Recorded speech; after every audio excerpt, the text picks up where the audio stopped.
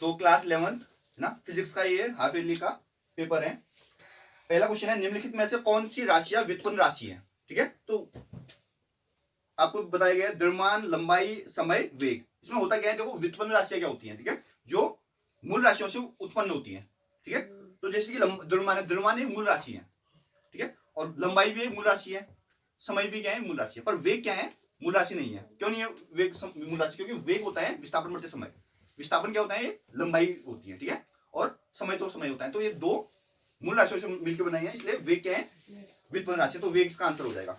Next question है 0.07, देखो इसको लिख रहा हूं मैं 0.07200।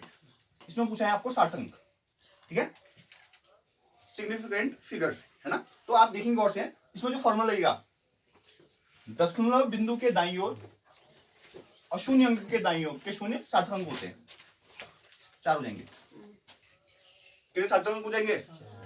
नियम क्या बोलता है? नियम बोलता है दशमलव बिंदु के दाईं ओर और शून्य अंक के दाईं ओर के शून्य भी क्या होंगे, सार्थक अंक में काउंट होंगे। तो ये तो दो हो गई, ये भी दो शून्य सार्थक अंक में काउंट होंगे, तो चार हो जाएंगे भाई। ठीक है, अगला है, किसी गतिमान पिंड के दूरी समय ग्राफ के ढाल से पता चलता है। देखो ग्राफ है, एक जगह दूरी लिख लो, एक जगह समय लिख लो। मान लेते हैं समय ये है, ठीक है, और ये है दूरी, और इनका जो ढाल है, ढाल मतलब ऐसे जा रहा है, मान लेते हैं, एग्जाम्पल लेते हैं। तो ये किसको डिनोट करेगा? दूरी और समय के रेशियो को डिनोट करेगा, जो कि चाल होता है। ठीक है, तो ये पिंड की चाल हो जाएगी भाई। हो जाएगी नहीं हो जाएगी? दूरी और समय का रेशियो क्या होता है? चाल बराबर दूरी बटे समय पढ़ते आ रहे हैं बचपन से। अगला है, m द्रव्यमान का एक पिंड 8 त्रिज्या के वृत्त पर एक समान चाल v से घूम रहा है, पिंड पर अभिकेंद्र पर, है ना। अभिकेंद्र पर mv² पढ़ रहे हो आप लोग, ये फॉर्मूला है ना विकर्ण का। तो mv² आंसर हो जाएगा इसका। अगला है, पूर्णतः प्रत्यास्थ संघट्ट में क्या सम्मिलित रहता है? ठीक है, तो पूर्णतः प्रत्यास्थ संघट्ट में ये नियम ही है उसका कि संवेग और गतिज ऊर्जा इसका आंसर होगा। ठीक है, क्या होगा? संवेग और गतिज ऊर्जा ना। जब भी मतलब पूर्णतः प्रत्यास्थ संघट्ट होगा तो आपकी संवेग और गतिज ऊर्जा दोनों की दोनों संरक्षित रहती है। ठीक है, ऐसा। अब देखो जूल सेकंड मात्रक है, तो जूल सेकंड आप शक्ति का तो नहीं सकता, कौन संवेग का हो जाएगा इसका आंसर। ठीक है, कौन संवेग का आंसर होगा जूल सेकंड। ठीक है, एंगुलर मोमेंटम। अब बोला है द्रव्यमान m तथा त्रिज्या r वाले किसी वृत्ताकार डिस्क पर इसके व्यास के पड़ता जड़त्व आघूर्ण, व्यास के पड़ता जड़त्व आघूर्ण, व्यास वाले में mr²/4 होगा। ठीक है, क्या होगा? mr²/4 वाला आंसर होगा। ठीक है, यदि दो सदिश a और b परस्पर लंबवत है तो पूछा गया है राइट आंसर कौन सा होगा? a + b = 0 बोल रहा है, a - b = 0 बोल रहा है, a × b = 0 बोल रहा है, a .b = 0। देखो पहले के दो ऑप्शन तो होंगे नहीं, a + b = 0 तो नहीं होता। ठीक है, और a - b = 0 नहीं होता, क्योंकि लंबवत बोल रहा है। ठीक है, अब जो a × b और a .b, लंबवत मतलब 90 degree, a × b a b sin theta होता है, sin 90 का मान 1 होता है, तो ये भी 0 नहीं होता। पर a .b 0 होगा। क्यों होगा? देखो a .b वाला आंसर सही होगा। a .b = क्या होता है? वेक्टर डेरिवेटिव भी ना। क्या होता है? ab क्या होता है? cos theta. 90 बोला है, cos 90 0 होता है भाई, इसलिए पूरा 0 हो जाएगा। 0 से किसी भी संख्या को गुणा करेंगे 0 आएगा ना, तो a .b = 0 बोल दूंगा इसको। समझ में आ गया? अब बोला प्रकाश वर्ष की विमा, तो प्रकाश वर्ष दूरी है, तो दूरी की विमा l होती है, तो क्या बोलोगे? m0 l1 t0, ये हो जाएगी विमा। क्लियर है? दूरी होती है ना प्रकाश वर्ष, ऋणात्मक त्वरण से आप मंदन। ठीक है, ठीक है। निम्नलिखित सूची में से एकमात्र सदिश राशि को छांटिए। ताप बोल रहा है, ताप एक अदिश राशि है ना। दाब बोल रहा है, दाब भी अदिश राशि है। आवेग बोल रहा है, आवेग सदिश राशि है। ठीक है, समय अदिश राशि है, शक्ति भी अदिश राशि है, दूरी भी अदिश राशि है, ऊर्जा भी अदिश राशि है, गुरुत्व भी अदिश राशि है, आवेश भी अदिश राशि है, कार्य भी और चाल भी अदिश राशि है। ठीक है, तो इसका आंसर होगा आवेग। ठीक है, इसका आंसर क्या है? आवेग। यस। अगला क्वेश्चन है, 1 किलोग्राम भार कितने न्यूटन के बराबर होता है? ठीक है, तो 1 किलोग्राम भार बोल रहा है, तो ये 9.8 न्यूटन के बराबर होगा भाई। क्यों होगा? देखो भार W बराबर है ना mg होता है नहीं होता? तो 1 किलोग्राम बोल रहा है और g का मान 9.8 होता है, ठीक है, इसलिए 9.8 न्यूटन हो जाएगा इसका आंसर। क्लियर है ना, समझ में आया होगा। अगला है वर्षा में सड़क के मोड़ पर स्कूटर प्राय फिसल जाता है, क्यों? देखो जब बारिश हो रही है तो मोड़ होती है ना, मोड़ पर मतलब स्कूटर फिसल जाते हैं, तो क्या होता है, देखो जो पानी की बूंदें होती है ना, वो स्कूटर के टायर और जमीन के मध्य में होती है। इसकी वजह से क्या होता है, घर्षण कम हो जाता है। घर्षण क्या हो जाता है, इसके लिए जो घर्षण अगर कम हो गया तो गाड़ी जब मुड़ेगी, स्कूटर जब मुड़ेगा मोड़ों पर, तो हमको क्या चाहिए होता है मुड़ने के लिए, अभिकेंद्र बल चाहिए होता है। अभिकेंद्र बल हमको पर्याप्त मिल नहीं पाएगा उससे, क्योंकि बीच में फ्रिक्शन जो है, घर्षण कम हो चुका है, तो आवश्यक अभिकेंद्र बल कम हो जाएगा और हमारा स्कूटर क्या होता है, फिसल जाएगा। समझ में आया? मैंने क्या बोला, जो पानी की बूंदें होती हैं वो आवश्यक घर्षण बल जो रहता है, वो घर्षण बल कम हो जाता है पानी की बूंदों की वजह से। उसकी वजह से क्या होता है, जो हमको अभिकेंद्र बल होता है मुड़ने के लिए, वो पर्याप्त मिल नहीं पाता है, इसी वजह से हम क्या हो जाते हैं, फिसल जाते हैं। क्लियर है? किसी हुई स्प्रिंग की प्रत्यास्थ स्थिति ऊर्जा का मान कितना होता है? आपके एक्स स्क्वायर फॉर्मूला है इसका, तो क्यों? अगला है देखो, किसी कण द्वारा तय की गई दूरी x तथा समय t में निम्न संबंध x बराबर at plus vt square, formula देखा भाई।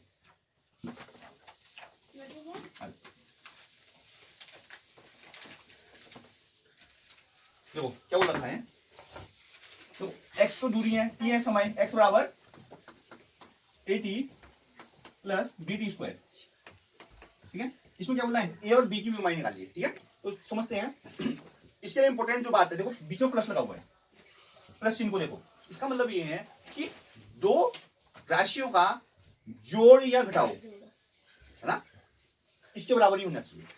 मल्टीप्लाई होगा तो उन दोनों का मतलब इसके बराबर होगा, पर जोड़ होगा तो इसका मतलब ये दोनों, ये जो a और t है, ये भी x के बराबर है और b t भी क्या है, x के बराबर है। पहली चीज, कितना समझ में आया?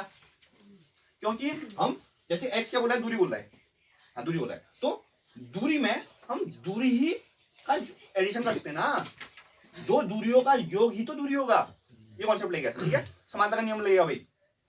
तो बोला x अगर दूरी है तो a और b की विमाएं निकालिए। तो x अगर दूरी है तो पहले हमने लिखा x बराबर 8 लिखा समानता के नियम से, और t समय बोल दिया है, t समय है। ठीक है, तो x का विमा क्या होगा, ऑब्वियस आता है, दूरी का क्या होता है, l होता है। a तो ऐसे रहेगा, t की विमा क्या होगी, t होगी। a बराबर क्या होगा, एल टी माइनस 1 हो गया, ये वहां बट्टे में जाएगा, ऊपर जाएगा, ए की विमा एल टी माइनस 1 नहीं आ गई, कोई डाउट? अगला देखो भाई, बी की विमा देखो, एक्स बराबर बी टी स्क्वायर हो गया समानता के नियम से। क्लियर है? एक्स की विमा एल हो गई, बी ऐसी रहेगा, टी की विमा क्या होगी, टी स्क्वायर हो जाएगी, टी स्क्वायर की विमा, टी की विमा टी और टी स्क्वायर का टी स्क्वायर, तो बी की विमा क्या हो जाएगी, एल टी माइनस 2 हो जाएगी। क्यों हो जाएगी, क्योंकि बट्टी में जाएगा, बट्टी वाला ऊपर जाता है माइनस हो जाता है। क्लियर है ना, इसका एल टी माइनस 2 हो जाएगी। क्लियर है ना?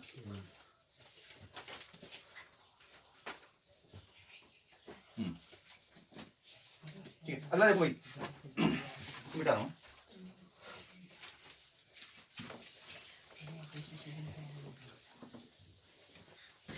अगला देखो है ना, तो क्या बोल रहा है, एक वस्तु r त्रिज्या के वृत्त पर गति कर रही है, इसके द्वारा चली गई दूरी वो विस्थापन कितना होगा आधे चक्कर के पश्चात। ठीक है, तो देखो एक वस्तु r त्रिज्या के वृत्त पर गति कर रही है, तो एक वस्तु है कोई इस टाइप का वृत्त है कोई। ठीक है, वस्तु है, मान लेते हैं ये r त्रिज्या है, एक वस्तु r त्रिज्या के वृत्त पर गति कर रही है। ठीक है, तो वृत्त तो पूरा होगा, ऐसा मान लेते हैं, ये वृत्त मान लेते हैं, इसकी त्रिज्या r है, इसके द्वारा चली गई दूरी तथा विस्थापन कितना होगा आधे चक्कर के लिए। देखो आधे चक्कर यहां से यहां तक आया है, ठीक है, तो जो दूरी होगी आधे के लिए ना, आधे के लिए दूरी क्या होगी, देखो पूरा होता है 2 पाई आर, यहां से यहां तक पहुंचा है तो ये पूरा कितना होता है 2 पाई आर, आधे के लिए बट्टे 2 कर दोगे तो पाई आर दूरी होगी ना, बताओ। और विस्थापन कितना होगा, विस्थापन शॉर्टेस्ट डिस्टेंस होती है, r प्लस r 2 r के बराबर होगा भाई। विस्थापन कितना होगा आधे के लिए, हाँ 2r बोल दो या d बोल दो, जो भी बोलो, व्यास के बराबर या त्रिज्या के दुगुने के बराबर होगा, नहीं होगा। देखो मैंने क्या बताया, विस्थापन क्या होता है शॉर्टेस्ट, यहाँ इस पॉइंट से इस पॉइंट तक पहुंचा है वो, आधे चक्कर का मतलब ये तो है, आधा ये तो होता है, यहाँ से यहाँ पहुंचा है। अब दूरी कितना चला, दूरी तो ऐसे चला है ना, वो वृत्त का वो है, तो ये पूरा जो होता है वो 2 पाई आर होता है, और क्योंकि आधा चला है तो बट्टे 2 करेंगे, 2 से 2 कटेगा, पाई आर आ जाएगा, दूरी हो गई। अब यहां से यहां पहुंचा है, ए से बी तक पहुंचा है ना, तो ये क्या है, विस्थापन के लिए क्या बोलेंगे, शॉर्टेस्ट डिस्टेंस होती है ना, लंबवत दूरी, लंबवत तो ये हुआ, ये क्या होगा, व्यास के बराबर। यहाँ अगर आर दिया है आपको, तीसरा आर दे रखे हैं, तो 2r लिखोगे इसमें, क्योंकि ये आर और ये भी आर, तो r प्लस आर 2r। यहाँ आप आगे आप व्यास भी लिखते हो, कोई इशू नहीं है ना, पर 2r लिखोगे तो ज्यादा बेटर रहेगा। अब पूर्ण चक्कर बोल दिया, अब पूरा चक्कर लगा दो, दूरी कितनी हो जाएगी, दूरी ऑब्वियस बात है 2πr हो जाएगी। तो पूरा यहाँ से यहाँ तक पहुंच गए, विस्थापन शून्य हो जाएगा। ए पर था, ए पर ही रहा, तो यहीं पर था, यहीं पर आ गया है विस्थापन, मतलब पहले भी वही था, लास्ट में भी वही आ गया, तो 0 हो जाएगा ना विस्थापन, डिस्प्लेसमेंट 0 हो जाएगा भाई। क्लियर है, बिठा रहा है।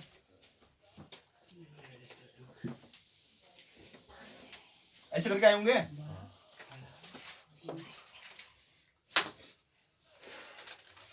ठीक है, अगला देखते हैं। देखो दो सदिश P और Q का परिणामी सदिश R है। ठीक है, सदिश Q की दिशा उल्टा देने पर परिणामी सदिश S हो जाता है। सिद्ध कीजिए r square plus s square equal to 2 p square plus q square. ठीक है,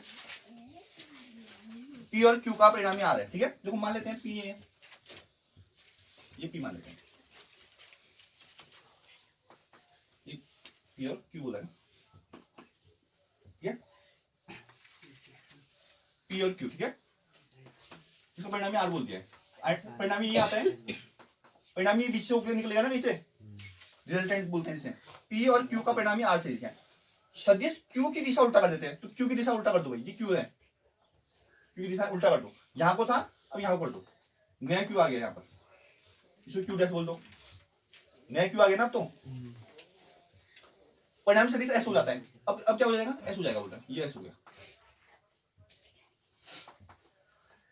क्लियर है, डायग्राम समझ में आया, पहले ये बताओ क्या बोला है। देखो P और Q का परिणामी R है, पहले P ये था, Q था, इसका परिणामी R बनाया।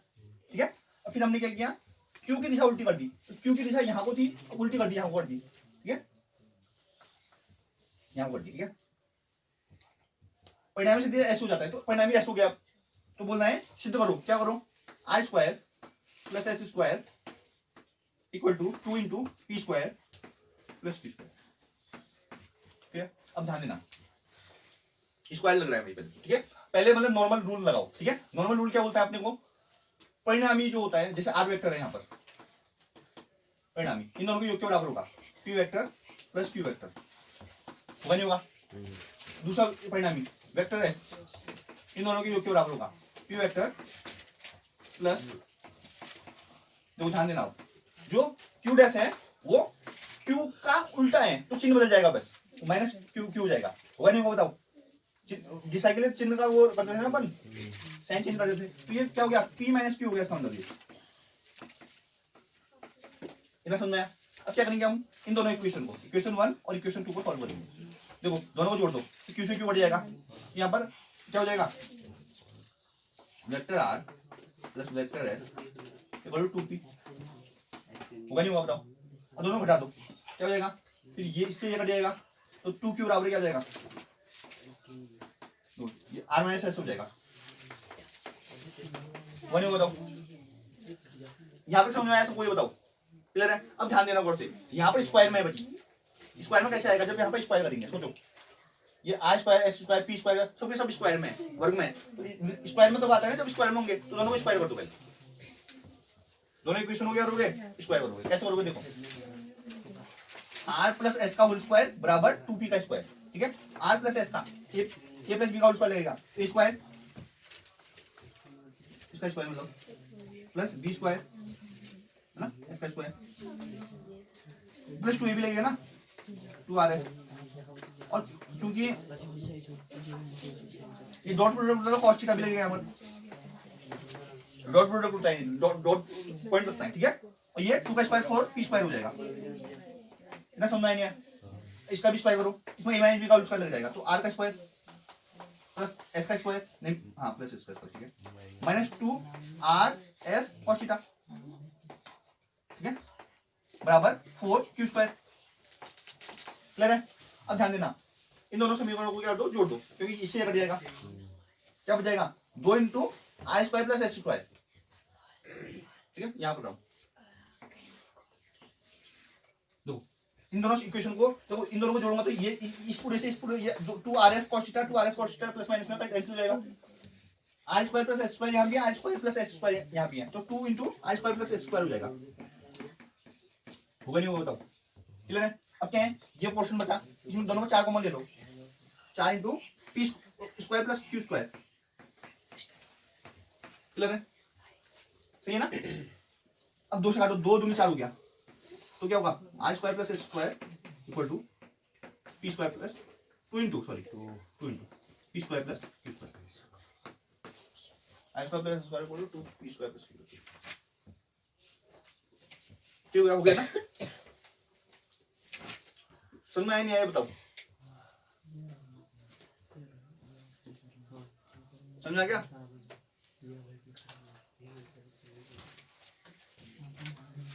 विमी विश्लेषण विधि द्वारा एक जूल को अर्ग में परिवर्तित कीजिए भाई, मिटा दूं। मैं भी मेहनत करवाता हूँ, स्टूडेंट है, आएगा नहीं तो तुमको नहीं आएगा, किसको आएगा भाई। हाँ, तो एक जूल को अर्ग में बदलो भाई, 1 joule equal to question mark erg, तो फॉर्मूला पता होना चाहिए, N2 बराबर N1 ना, क्या होता है M1 अपॉन M2 की पावर A,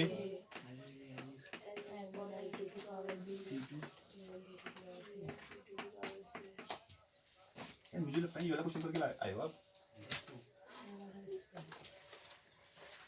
देखो भाई, जूल होता है कार्य का मात्रक,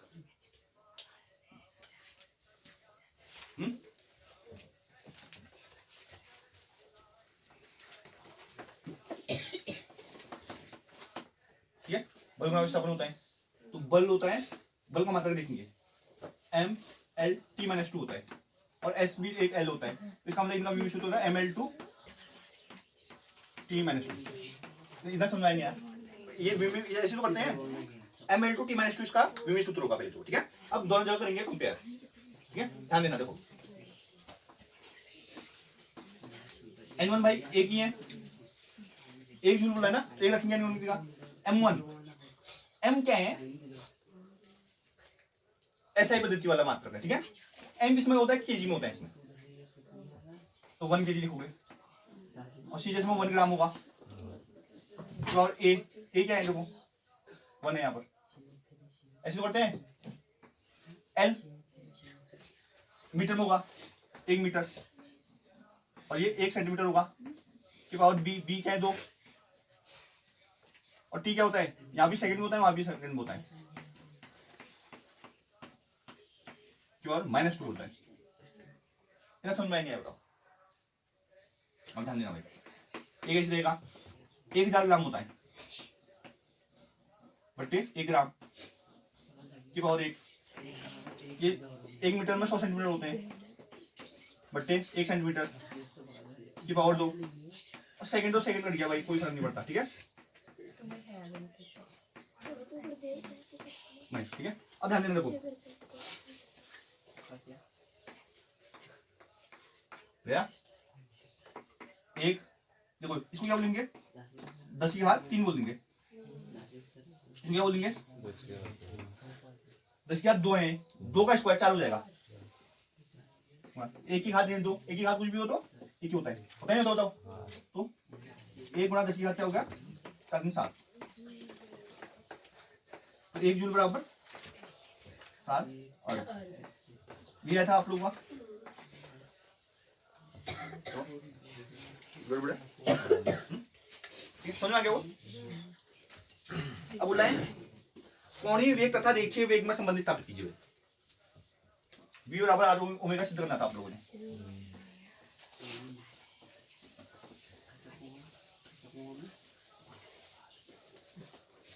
तो भाई कैसे करते हैं इनको, कोई वृत्ति पता है,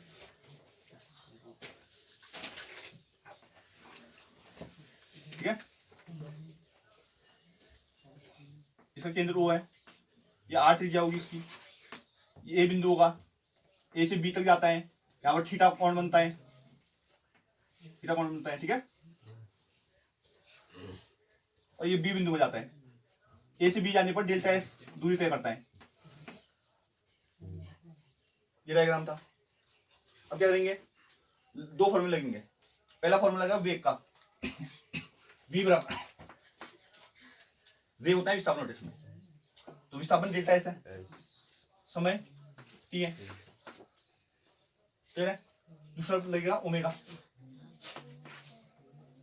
ये रेखीय वेग है, विस्थापन बटे समय है, ये कोणीय वेग है, तो कोणीय विस्थापन बटे समय होता है। कोणीय विस्थापन है डेल्टा थीटा टी। अब बराबर कोण बराबर चाप बट्टे त्रिज्या लगाते हैं इसमें। कोण बराबर चाप बट्टे त्रिज्या, तो कोण ऑब्वियसली बात है डेल्टा थीटा है। यहाँ पर थीटा भी लगा सकते हो, डेल्टा थीटा भी लगा, थीटा लगाना है थीटा लगा दो, यहाँ भी लगा दो है ना, यहाँ भी थीटा लगा दो। थीटा बराबर चाप, चाप डेल्टा एस है, देखो चाप डेल्टा एस आया ना, और ठीक त्रिज्या क्या है आर, इधर समझ में नहीं आया तो अब क्या करेंगे, और दोगे डेल्टा एस बराबर क्या हो जाएगा, थीटा आर, आर इधर समझ में नहीं आया।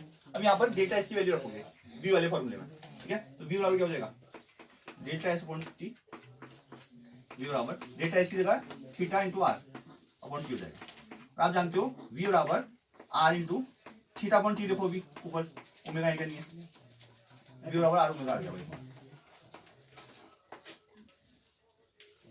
समझ में नहीं है, ऐसे क्या होगा।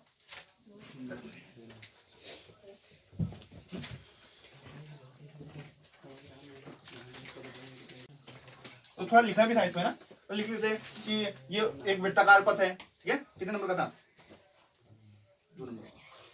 लिख लो भी ज्यादा अच्छा है, टाइम बचता है। तो देखो क्या बोलोगे, ये ओ वृत्त केंद्र है, इससे ये मतलब आर त्रिज्या का एक वृत्त है, ठीक है।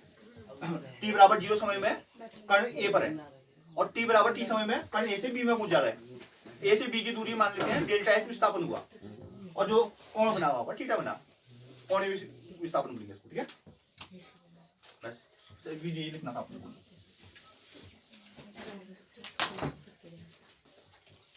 संरक्षित तथा असंरक्षित बलों में अंतर स्पष्ट कीजिए। तो जो संरक्षित बल होते हैं वो ऐसे होते हैं जो रास्तों पर निर्भर नहीं करते, पथ पर निर्भर नहीं करते, मार्ग पर निर्भर नहीं करते, ठीक है।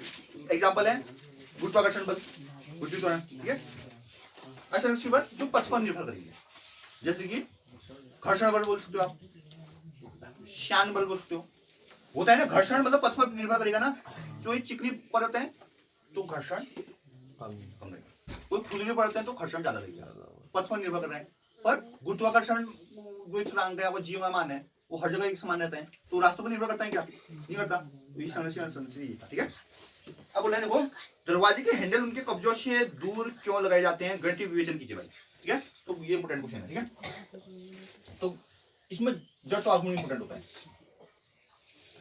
जो कि होता है आर क्रॉस एफ होता है। अब समझना, तो भाई दरवाजा बना रहा हूँ, ये दरवाजा मान लेते हैं, क्या तो यहाँ पर कब्जे लगे हुए हैं, ये कब्जे है, ना हमने लगाए हैं यहाँ पर लगा दिया है हैंडल, ये हैंडल है मान लेते हैं, क्लियर है। यहाँ से यहाँ की दूरी है आर, क्या है क्लियर है, ये आर, ठीक है, ये बल है, ये टाउ है, ठीक है। टाउ नहीं है बल आगुण, ठीक है।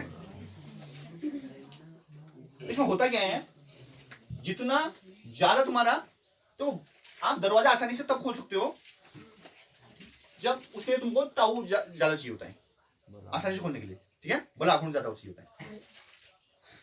तो बल आगुण होता क्या है समझा देता हूं पहले। नॉर्मल हम देखते हैं किसी भी चीज को मूवमेंट के लिए बल की आवश्यकता होती है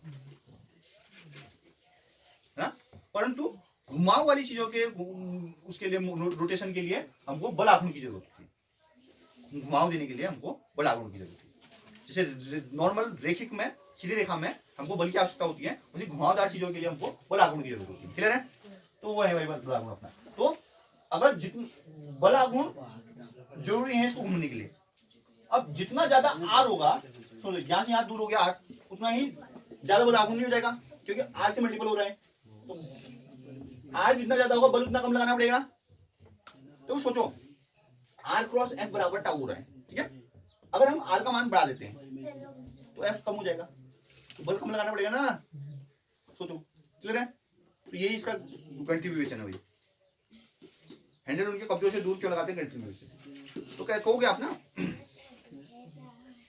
तो वो ही जो आपका टाउ है वो आपको अधिक चाहिए है इसके लिए। और आर का मान जितना ज्यादा अधिक होगा, जितना ज्यादा कब्जे से दूर रहेंगे आपके क्या हैंडल्स, ठीक है, उतना ही ज्यादा क्या रहेगा आपका टाउ का मान रहेगा, और उतना ही आसानी से आप मूव कर दोगे दीवार को। लिखिए होगा न्यूटन के सार्वत्रिक गुरुत्वाकर्षण का नियम लिखिए तथा सार्वत्रिक गुरुत्वाकर्षण नियतांक का विवरण सूत्र लिखिए, ठीक है।